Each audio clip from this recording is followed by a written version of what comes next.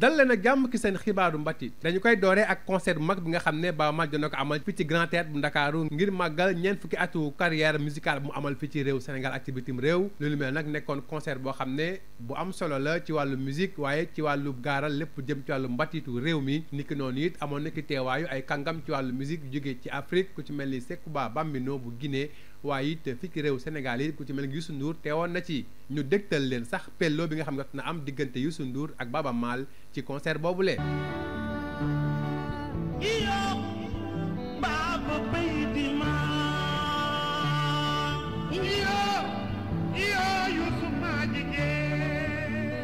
Baba bay di maal yaa fonk sa réew yaa fonk sa cosaan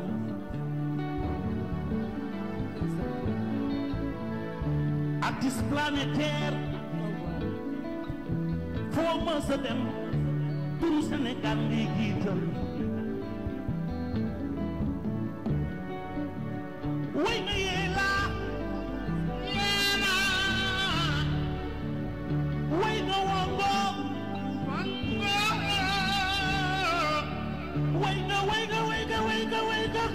way nga Baba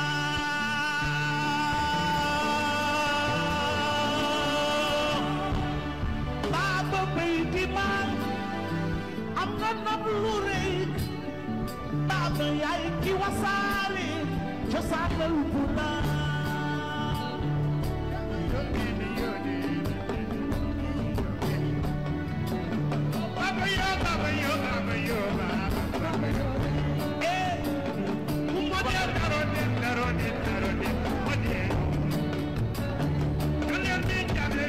jóge ci loolu wax ci ñeenteeli édition salon du livre féminin bu Ndakaar bi nga xam jot nañ ko ndar képp ni ki démb fii ci Ndakaaru ci boobule salon ki nga xam ne moo di Tissou Touré moo jël prix kenn bëggul du livre féminin 2025 ci téere bi mu dippee vivre de bonheur nga xam ne édition Harmattan moo ko génnee ci noonu sax ñu dem nemmeeku ji kenn koo xam ne bokkoon na ci boobule salon ñu koy woowee Aminata Gaye Mbeng mu bind benn téere dippee ko Niancho et la lumière fut téere boobu nag di téere bu am solo ndax kat mi ngi ciy fësal lu metti loo xam jot na ko dal moo di làqu bi yaayam làqu ci mbirum Covid bi waaye nag li tax téere bi am solo moo di dafay firndeel di gaaral doole bi nga xam ne football am na ko ku ci mel ni Sadio Mané mun koo dimbali mu génn jafe-jafe yi mu nekkoon ak mu doon dund ci wàllu naqar ba tàbbi ci bànneex dunu mel ki taxawaay ak jëf ak li nga xam ne Sadio Mané dina ko incarné ci wàllum inspiration ak bànneex boo xam ne mën na ko andil nit ku nekk ci naqar ñu déglu ko moom Aminata Gaye Mbeng. fan la lëkkaloo bi am diggante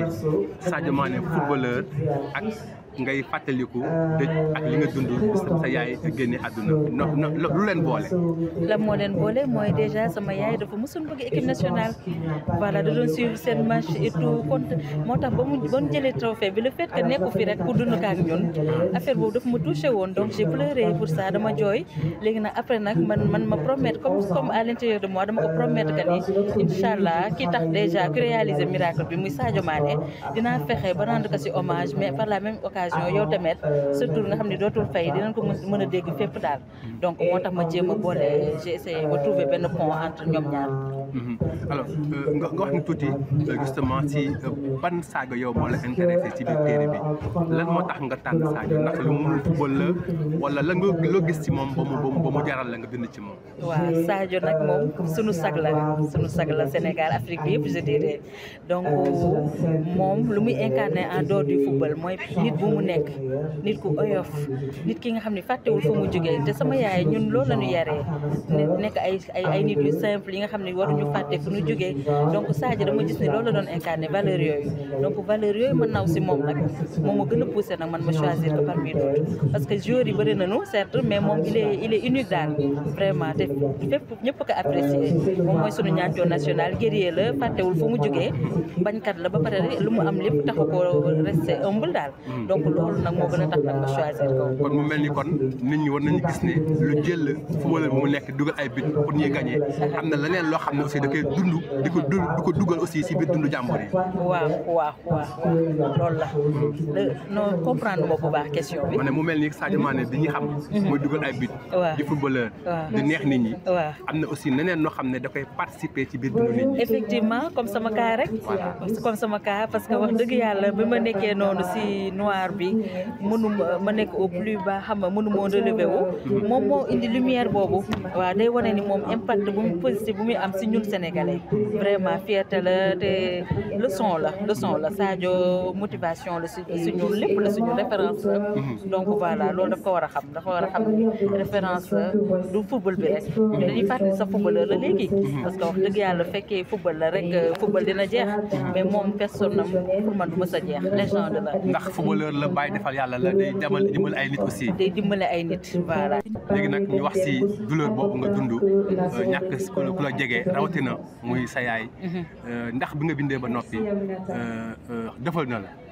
waaw defal na ma bu baax sax bu baax waaw loolu mooy wane ni rek bind dafa am solo man dama moo tax ma gis ni ñuy bind généralement booy xool ñuy bind ñi dañuy am douleur quelque part ñu mës a bind ñëpp day mel ne dañuy am envie boobu génnee li nekk ci ñoom te man bi ma bindee ci Sadio ci la am paix boobu noonu paix intérieure boobu noonu il m'a beaucoup aidé moo tax ma titré que Niancho et la lumière fut waaw guerrier bi la mënoon naa def Sadio mais yu tax ma choisir Niancho pour montrer guerrier bu mu nekk bi waaw guerrier la vraiment dafay réussir à transmettre vraiment ay kii si nit ay force day joxe force sans même mu rendre si compte donc référence la si ñun te il m'a beaucoup aidé man en tout cas personnellement à faire mon deuil donc le fait de sortir ce roman m'a vraiment aidé.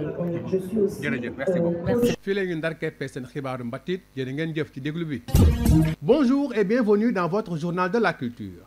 L'artiste international Baaba Maal a marqué les esprits lors de son concert fêtant ses 40 ans au Grand Théâtre. Un spectacle haut en couleurs alliant musique, démonstration de danse et autres patrimoines culturels qui ont été revisités en présence de pointures de la musique africaine comme Sékou Bambino, mais aussi sénégalaise comme Youssou Ndour. Voici justement comme morceau choisi le duo entre Youssou Ndour et Baaba Maal.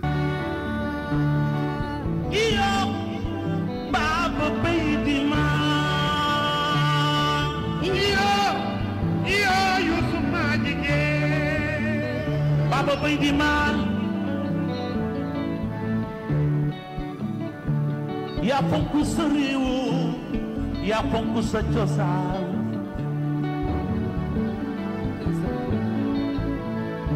artiste planétaire foo ma sa dem turu Sénégal ngay jiital way na yee laa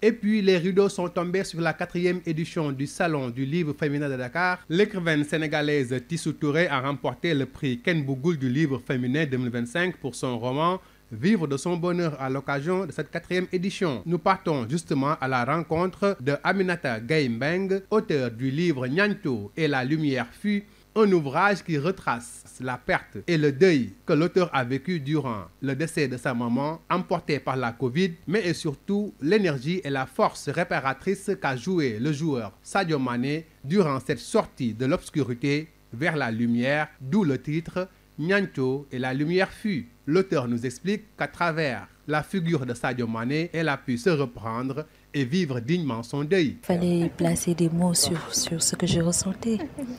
Donc, je dirais que ce roman, je l'ai écrit d'abord pour moi, pour faire sortir cette douleur qui me rongeait de l'intérieur. Car, comme disait Marguerite Duras, écrire, c'est hurler en silence.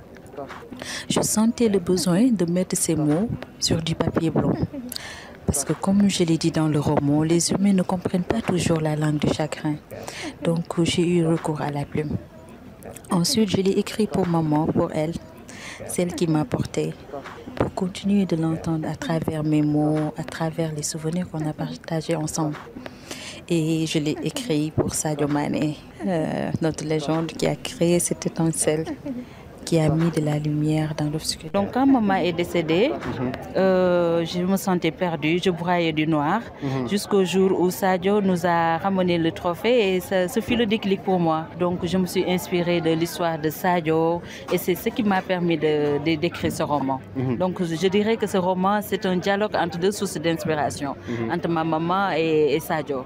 Je dirais que c'est les valeurs que ma maman qu'incarnait ma maman, les valeurs comme j'ai retrouvé ces valeurs en Sadio Mané. Oui, Sadio c'est la personne qu'il incarne en dehors du football qui m'intéresse.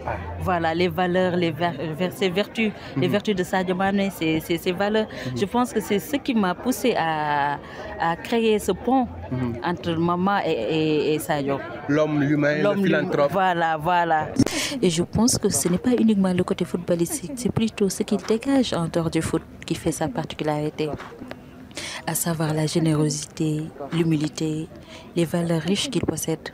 À moi, il a apporté bien plus. Il m'a donné de la lumière dans l'obscurité, un repère dans ce monde faux. Il m'a donné une raison de me relever et de continuer à me battre. On a l'habitude de rendre hommage que quand la personne n'est plus. Moi, j'ai voulu le faire maintenant, dans ces moments où il en a le plus besoin. Pour lui rappeler plutôt qu'il never walk alone. Il ne marchera jamais seul. Donc j'ai trouvé que ce format était plus démonstratif car c'est moi qui l'invite dans une histoire qui n'est pas forcément la sienne, mais où il joue un rôle déterminant pour qu'il mesure l'impact qu'il a dans ce qu'il incarne en dehors du football. Je pense que c'est ça qui m'a poussé à écrire. Pas que je suis passionnée de football. C'est pas cette raison. Bien vrai que je suis une grande fan de foot, mais je pense que c'est la personne de Sadio Mané qui m'intéresse plus. Justement, parlant de Sadio, l'actualité, donc c'est le match Sénégal-Mauritanie pour ce mardi. C'est un ticket pour le mondial qui est en jeu. Ouais. Qu'avez-vous envie de dire, vous qui avez écrit sur Sadio Mané? Oui, trop contente. D'autant plus que quand j'ai su qu'on lui réservait vraiment ce standing ovation, cet hommage-là, à la 10e minute, je me suis dit que voilà, c'est mérité et c'est le moment donc. C'était le moment vraiment propice pour lui. Oui, avec le livre-là, je pense que ça lui fera beaucoup de bien. Comme quoi ces jours-là, au-delà de faire du plaisir au football, ils agissent aussi sur des destins, sur des vies. Oui, exactement. Exactement, c'est ça. Merci à vous. C'est la fin de votre journal de la culture. Merci de l'avoir suivi.